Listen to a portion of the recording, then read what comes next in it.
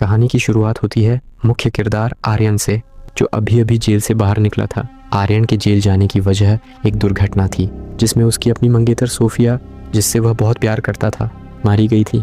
उस दिन आर्यन नशे में था। इसी वजह से सोफिया की मौत को हत्या का केस बना दिया गया। उस हादसे ने आर्यन को पूरी तरह तोड़ दिया था क्योंकि वह अपनी मंगेतर से सच्चा प्यार करता था। ऊपर से किस्मत ने और अत्याचार किया, उसे जेल हो गई और उसकी ज़िंदगी पूरी तरह बिखर गई। जब आर्यन जेल से बाहर आता है, उसे लेने उसके पिता रिचर्ड स्टोन आते हैं, जो दुनिया के सबसे अमीर लोगों में से एक हैं। अब कहानी दिखाती है कि दुनिया का हाल बहुत बुरा है। सभी देश आपस में लड़ चुके हैं और अब परमाणु युद्ध, एटॉमिक वॉर का खतरा मंडरा रहा है। हर कोई जानता है कि अगर एक भी न्यूक्लियर हथियार चल गया तो पूरी मानवता खत्म हो जाएगी। दुनिया में डर और अफरा तफरी का माहौल है। लोग अपनी सुरक्षा के लिए तरह तरह के इंतजाम कर रहे हैं। इसी बीच खबर आती है कि एडेन प्रोजेक्ट नाम का एक अंडरग्राउंड सिटी बंकर तैयार किया गया है, जो सिर्फ अरबपतियों, बिलियनियर्स के लिए है।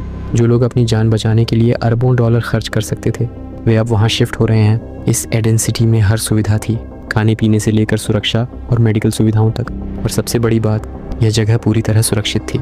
चाहे दुनिया पर कितने भी परमाणु हमले हो जाएं, इस बंकर में रहने वाले लोगों को कुछ नहीं होता। लेकिन जैसे हर चीज़ के फ़ायदे होते हैं, वैसे नुकसान भी होते हैं। इस जगह की एक ही कमी थी, आज़ादी का अभाव।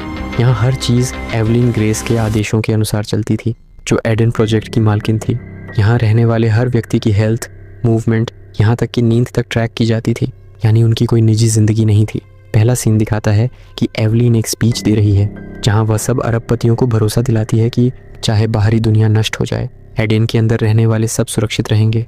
उसका बोलने का अंदाज इतना प्रभावशाली था कि बड़े से बड़ा उद्योगपति भी उसके सामने चुप हो गया। ऐसा लगता था जैसे उसके पास लोगों के दिमाग को नियंत्रित करने की शक्ति हो।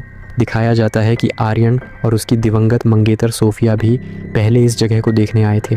अब सोफिया का परिवार भी एडेन में रह रहा था। वे अमीर थे पर आर्यन से नफरत करते थे। वे उसे अपनी बेटी की मौत का दोषी मानते थे। आर्यन का गिल्ट, पछतावा और बढ़ जाता है। सोफिया की बहन लीना तो हमेशा आर्यन को ताने देती रहती थी, लेकिन उनके पिता गैब्रियल क्लार्क उसे समझाते हैं, जो होना था हो गया, अब हमें आगे बढ़ना चाहिए। हम एक डिनर टेबल का दृश्य देखते हैं जहाँ सब लोग साथ में खा रहे हैं। सब एक जैसे यूनिफॉर्म पहने हुए हैं, जैसे किसी संस्थान के सदस्य हों, न कि आज़ाद इंसान। चारों ओर बड़ी बड़ी स्क्रीनें लगी हैं जिन पर बाहर की दुनिया की स्थिति दिखाई जा रही है, जहाँ युद्ध और विनाश फैला हुआ है। लोग डरते भी हैं और शुक्र भी करते हैं कि वे एडेन में हैं। लेकिन एक दिन उनका यह भ्रम टूट जाता है। बाहर हुए एक विस्फोट की भूकंपीय तरंगें पूरा बंकर हिला देती हैं।